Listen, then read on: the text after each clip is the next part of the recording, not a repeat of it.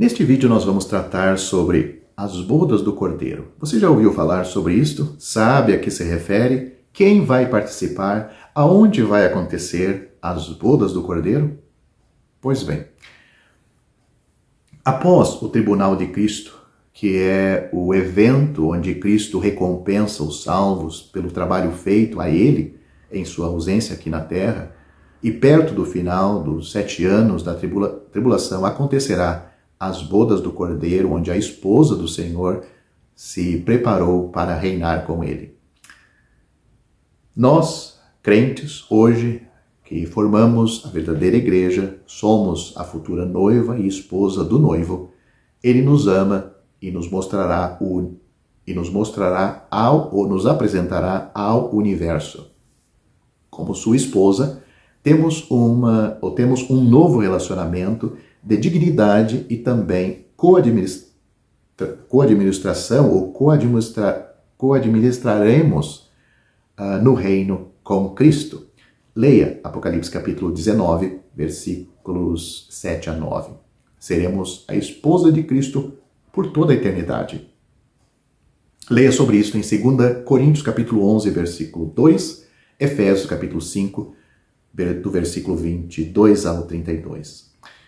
No arrebatamento, tudo foi avaliado de maneira correta e genuína para cada crente no tribunal de Cristo, e então a futura esposa é vista vestida com roupas brancas que Deus define para nós como aquelas boas obras feitas para Ele, os atos justos dos santos, conforme Apocalipse capítulo 19, versículo 8.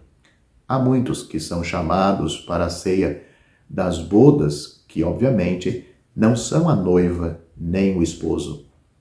Leia atentamente o versículo 9 de Apocalipse capítulo 19.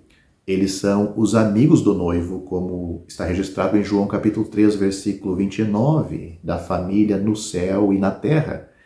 Efésios capítulo 3, versículo 15. Esses amigos incluem todos os que têm parte na primeira ressurreição, como definido pelos 3 grupos de Apocalipse capítulo 20, versículo 4, além dos santos da igreja, que é a esposa.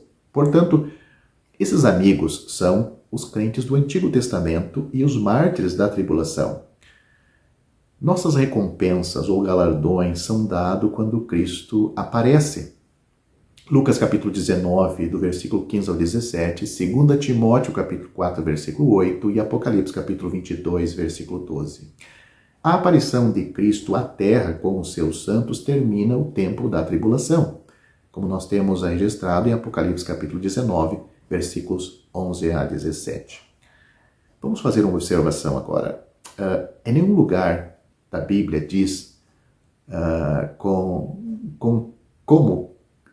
realmente tocamos a terra como o Senhor.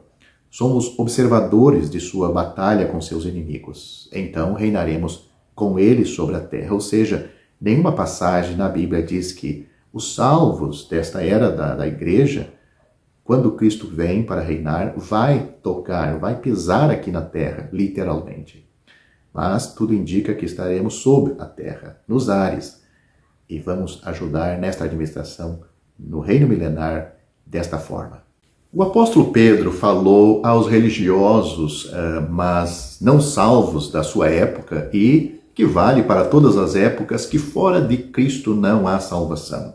Pedro disse: e em nenhum outro há salvação, porque também debaixo do céu nenhum outro nome há dado entre os homens, pelo qual devamos ser salvos. As palavras do apóstolo Pedro, essas palavras estão em Atos capítulo 4, versículo 12. É somente sobre esta base, a pessoa de Cristo, a sua obra e nenhuma outra, que você pode ser salvo. Se você deve ser salvo, então o pesado fardo de seus pecados precisa ser removido. Se o pesado fardo precisa ser removido, a pena pelo pecado precisa ser aplicada em alguém. Se a pena pelo pecado precisa ser aplicada em alguém, então Jesus precisava morrer, pois a pena para o pecado é a morte. Você não poderia suportá-lo sem perecer miseravelmente sobre este imenso peso. Assim disse o apóstolo João: Pelo seu nome vos são perdoados os pecados. 1 João capítulo 2, versículo 12. Não pelas obras que você possa praticar, nem pela sua moralidade, mas pelo nome de Jesus.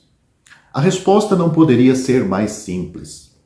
A misericórdia de Deus flui hoje mesmo. Não por meio de alguma relíquia, em alguma cidade santa, nem por meio do toque de alguma mão santificada, mas de um vitorioso e ressuscitado Cristo no céu. Pode-se ter acesso a Ele estando em qualquer lugar. Toque nele, ou, em outras palavras, se preferir, creia nele e você será salvo. É somente pela fé. As Escrituras são conclusivas quanto a este ponto. A salvação não é por meio das obras e nem por fé e obras combinadas, mas somente pela fé. A Bíblia diz: porque pela graça sois salvos por meio da fé. Isto não vem de vós, é dom de Deus. Não vem das obras, para que ninguém se glorie. É bom que você confira estes versículos na sua própria Bíblia e confirme isto. Efésios capítulo 2, versículos 8 e 9. Mas preciso alertar que há multidões que creram no que ouvem acerca de Cristo e do Evangelho, mas que nunca creram confiadamente no Senhor Jesus para a salvação. Talvez você diga: o que quer dizer isto? Não me parece haver muita diferença? Você pode pensar e estar dizendo assim, ou sempre pensou assim. Pelo contrário, existe uma diferença da máxima importância. Suponhamos que eu esteja a passear com um amigo numa das ruas principais de alguma grande cidade. O meu amigo me diz: você vê aquele grande edifício na esquina com uma tabuleta de metal? Respondo afirmativamente: eu vejo. Ele responde, ele fala novamente: bem, é ali que fica o maior especialista em doenças do coração. Vem doentes de todos os pontos do país para consultarem com ele. Os seus êxitos têm sido grandes e numerosos. Nesta altura em que meu amigo está falando sobre este importante médico, o famoso médico sai do edifício e entra em seu carro, pelo que tenho a oportunidade de vê-lo. Felizmente, o meu coração funciona muito bem nesta ocasião. Eu acredito em tudo que o meu amigo me informou acerca do médico, mas a informação não tem para mim importância, pois não necessito dos seus serviços clínicos neste momento.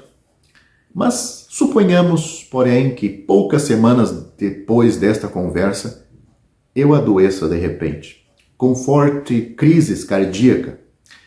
Lembro-me logo daquele bom médico. Mando chamá-lo e coloco-me sem reserva em suas mãos, recuperando assim a saúde.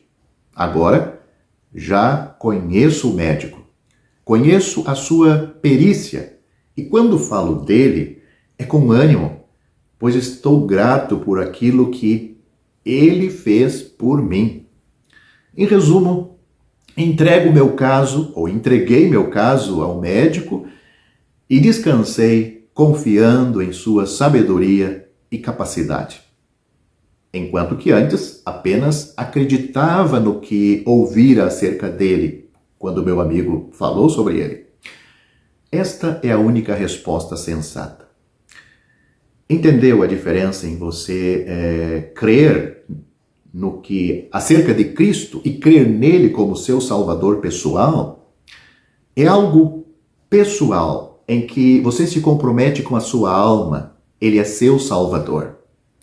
E esta é a única resposta sensata. Fé no Senhor Jesus como seu Salvador pessoal. Mas cuidado para não perder a sua alma eternamente por causa desta pequena questão. Quando? Quando você vai fazer isto? O tempo. A Bíblia diz: eis aqui agora o tempo aceitável. Eis aqui agora o dia da salvação. 2 Coríntios capítulo 6, versículo 2. Vá a Jesus agora mesmo pela fé.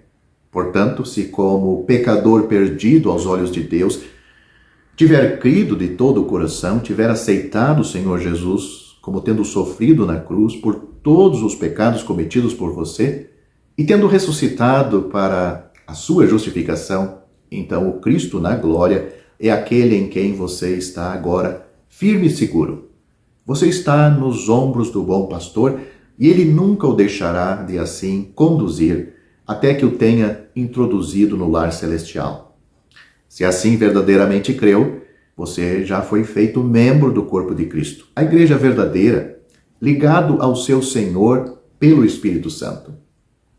E agora, ao caminho do lar, ele, o Senhor, se alegra em reunir os seus em torno de si, fora do arraial, fora do sistema religioso, fora da cristandade.